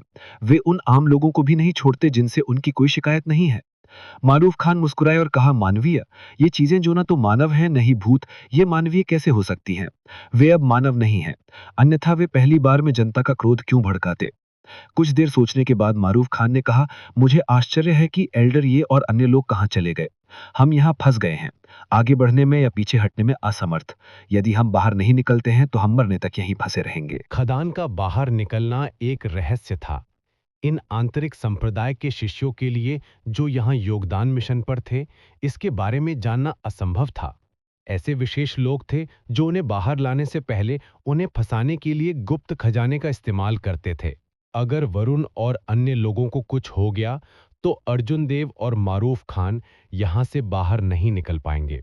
अगर वे यहाँ मर जाते हैं तो उनकी लाशों को भी लाशों में परिष्कृत किया जा सकता है। अर्जुन देव ये सोचकर कांप उठे। हालांकि जब उसने इसके बारे में सोचा तो उससे लगा कि वरुण को कुछ नहीं होगा। उस समय जब अर्जुन देव ने वरुण को सलानी मेद और सुपरवाइजर ली के बारे में बताया तो वरुण की अभिव्यक्ति बहुत शांत थी। यहां तक कि उन्होंने अर्जुन देव को चेतावनी भी दी कि वो ना समझ ना हो। अब जबकि अर्जुन देव ने इसके बारे में सोचा तो वरुण उसे इशारा कर रहा था कि वो इस मामले के बारे में पहले से ही जानता था। वो उसे चेतावनी दे रहा था कि वो उन्हें सचेत ना करे। धमाका! अर्जुन देव ने दीवार को बुरी तरह से किनारे पर मुक्का मारा। मुक्के का बल 1000 जिन से अधिक था। जब पंच दीवार पर गिरा तो तुरंत एक कटोरे के आकार का छेद दिखाई दिया। पत्थर के चिप्स नीचे गिर गए। अगर वरुण को इसके बारे में बहुत पहले पता होता तो इन खनिकों की जान बचाई जा सकती थी। हालांकि अपनी योजना के लिए वरुण ने दुश्मन को सचेत करने से बचने के लिए इन खनिकों को दूर नहीं किया। जब अर्जुन देव ने खनिकों के बारे में सोचा तो उन्हें लगा कि ये इसके लायक नहीं था। उस रात पर्यवेक्षक झाओ ने उसके सामने घुटने टेक दिए और उससे उन खनिकों की मदद करने की भीख मांगी, जिनके अनुबंध महीने के अंत में होने वाले थे। महीने के अंत में वे लोग अपनी पत्नियों और बच्चों से मिलने के लिए और अपने परिवारों के साथ फिर से जुड़ने के लिए इस कभी ना खत्म होने वाली नरक जैसी खदान सुरंग को सुरक्षित रूप से छोड़ सकते थे। लेकिन अब ये सब व्यर्थ था। उसने सोचा कि उसने उनकी देखभाल करने और उन्हें सुरक्षित रूप से जाने देने की पूरी कोशिश की थी, लेकिन अंत में उसने व्यक्तिगत रूप से इन खनिकों को मार डाला जो ड्राई लाशों में बदल गए थे। वरुण, तुम बहुत निर्दयी हो, मां चंग ने आश्चर्य से कहा। जूनियर मार्शल बदर, ये आप क्या करने की कोशिश कर रहे हैं? ज्यादा मुश्किल मत सोचो, हमेशा एक रास्ता होगा। एल्डर ये और अन्य लोग निश्चित रूप से इन ड्राई लाशों से निपटेंगे। उस समय स्वाभाविक रूप से एक रास्ता होगा। इससे पहले कि मां चंग ने बोलना समाप्त किया, अर्जुन देव ने अचानक एक चाल चली। उसने अपने हाथ से मां चंग की गर्दन काट दी। मां चंग की चकित निगाहों के सामने अर्जुन देव ने उसे बाहर निकाल दिया। अर्जुन देव ने धीरे धीरे ढहते मां चंग के शरीर को देखा और कहा, मुझे क्षमा करें, मुझे उस व्यक्ति को ढूंढना होगा और उससे स्पष्टीकरण मांगना होगा। सीनियर मार्शल बदरमा, मैं अभी के लिए केवल आपके साथ गलत कर सकता हूं। अर्जुन देव इतना कहने के बाद उसने जमीन में एक उथला गड्ढा खोदा और धीरे धीरे मां चंग के शरीर को अंदर रख दिया। फिर उसने मां चंग के शरीर को नरम मिट्टी से ढक दिया। मां चंग की खेती के साथ ऐसी नरम मिट्टी के नीचे सांस लेने में कोई समस्या नहीं थी। इस तरह से वो सूखी लाशें उसे ढूंढ नहीं पाएंगी। जब तक वो बेहोश था वो सुरक्षित रहेगा। ये सब करने के बाद अर्जुन देव दृढ़ संकल्प के भाव से आगे बढ़ा। वरुण निश्चित रूप से उसी जगह पर था, उस गुफा में जिसने दैत्यराज को दबा दिया था। अर्जुन देव पहले भी एक बार वहां जा चुके थे। उन्हें मूल रूप से मार्ग याद था। जब तक वो तंत्र मिल जाएगा, वो वहां भागने में सक्षम होगा। थोड़ी देर चलने के बाद एक सुंदर आकृति धीरे धीरे सामने के कोने से बाहर चली गई। घुप अंधेरे में वह उसकी उपस्थिति को स्पष्ट रूप से नहीं देख सकता था। हालांकि अर्जुन देव इस व्यक्ति से बहुत परिचित थे। आधे महीने तक उसके साथ बातचीत करने के बाद अर्जुन देव उसे आसानी से उसके सिलाहूट से पहचान सकते थे। सलानी मेद। अर्जुन देव ने सलानी मेद की ओर देखा और मंद मंद मुस्कुराई। Senior martial brother. Arjun Dev को कोई भी बकवास बोलने की जहमत नहीं उठाई जा सकती थी। उन्होंने लूनर शैडो कृपान को हुआ ढांग ध्वनि के साथ खींच लिया। जब कृपान ने म्यान को छोड़ा तो एक देदीप्यमान बिजली की रोशनी थी। जैसे ही बिजली की रोशनी टिमटिमाई तो पिच ब्लैंक टनल अतुलनीय रूप से उज्जवल थी। उन दोनों के भाव बिजली की रोशनी में जम गए। अर्जुन देव के हाव भाव ठंडे थे, उसके चेहरे पर कोई भाव नहीं था। सलानी मेद के प्यारे चेहरे ने दुख का एक हल्का निशान प्रकट किया। Blue dragon cloud soaring art, roaming dragon के 9 रूपांतरण, महाहोंगयुंग पीक की तकनीक, clear wind chop. Arjun Dev ने blue dragon cloud soaring art, roaming dragon के 9 रूपांतरण की उच्च स्तरीय तकनीक को निष्पादित किया। जैसे ही बिजली की रोशनी गायब हुई, अर्जुन देव ने अपने पीछे 9 आफ्टर इमेज हवा में छोड़ दिए। उसके पैर जमीन को छू नहीं रहे थे। प्रत्येक बात की आफ्टर इमेज ने हवा में दिशाएं बदलीं। टनल में 9 ठंडी हवाएं चलीं। एक पल में अर्जुन देव ने लगातार 9 क्लियर विंड चॉप कार्यान्वित किए। कृपाण हवा में छिपी हुई थी, की का कोई मारना नहीं था। ये एक सौम्य प्रेमी की तरह था जो ठंडी हवा में मीठी बातें कर रहा था। ये कोमल और मीठा था, जैसे वसंत की हवा किसी के चेहरे को गर्म कर रही हो। श्वा। 9 आफ्टर इमेज एक साथ विलीन हो गए। अर्जुन देव ने अपनी कृपान म्यान में की और सलानी मेद के पीछे चुपचाप खड़े हो गए। उसका नाजुक और साधारण चेहरा भावहीन था, ठंड से भरा हुआ। फुट्श। सलानी मेद की छाती पर 9 मृत्यु एक्यूपॉइंट से खून निकला। बाई हुई, महाहोंगयुंग, जिउवेई, झूकू, शेंकू की हाई, गुआनयुएन, झोंगजी और कुगू। वह धमाके के साथ जमीन पर गिर पड़ी। अगर सलानी मेद की छाती पर 9 मृत्यु एक्यूपॉइंट को एक साथ कृपाण से मारा गया होता तो भले ही कोई मार्शल संत जितना मजबूत होते, वे तुरंत मर जाते। ऐसी कोई दवा नहीं थी जो उन्हें ठीक कर सके। उन्हें कोई नहीं बचा सकता था। सलानी मेद का रंग पीला पड़ गया। वह फूट फूट कर हंस पड़ी और कहा, मैंने सोचा था कि आधे महीने तक एक साथ काम करने के बाद भले ही तुम मुझे मारना चाहो तो मुझे पहले बोलने दोगे। मुझे उम्मीद नहीं थी कि सीनियर ब्रदर ये इतने हृदयहीन होंगे। अर्जुन देव ने ठंडे स्वर में कहा, मुझे उम्मीद नहीं थी कि आपके मासूम रूप के नीचे इतना क्रूर हृदय होगा। मैंने सोचा था कि अगर आपका कोई गुप्त मकसद भी होता तो आप इतने सारे निर्दोषों को नहीं फंसाएंगे। अर्जुन देव जानता था कि वो एक अच्छा इंसान नहीं था, लेकिन वो ऐसा हृदयहीन काम नहीं करेगा। लेकिन उसके सामने इस लड़की ने उसके दिल में रखे कुछ निचली रेखाओं को उलट दिया था। इस दुनिया में जहां शक्तिशाली कमजोरों का शिकार करते हैं और योग्यतम के जीवित रहते हैं, पहले से ही नैतिकता की कमी थी। लोग मार्शल आर्ट्स का सम्मान करते थे, जितनी बड़ी मुट्ठी उतना बड़ा कारण। इस दुनिया में पहले दिन से ही, जब से वह देवकुल से अपमानित हुआ था, वह पहले से ही इस सिद्धांत को अच्छी तरह समझ चुका था। लेकिन कुछ चीजें ऐसी थीं जिनके बावजूद चाहे दुनिया कैसी भी बदल गई हो, एक निचली रेखा थी जिसे उसे पकड़ना होगा। बिना किसी कारण के निर्दोष को मारना एक निचली रेखा थी जिसे उसे पकड़ना था। हर कहानी एक अंत तक पहुंचती है, लेकिन कुछ कहानियां दिल में बस जाती हैं। अगर दिव्य तपस्या अर्जुन देव की कहानी का ये भाग आपके दिल को छू गया हो तो वीडियो को लाइक करें और हमारे channel Mukul the story teller को सब्सक्राइब करें ताकि अगला भाग सबसे पहले आप तक पहुंचे। और हाँ, कमेंट में ज़रूर बताइएगा कि आपको इस कहानी का ये हिस्सा कैसा लगा। आपका एक शब्द हमारे लिए नई कहानी की प्रेरणा बन जाता है।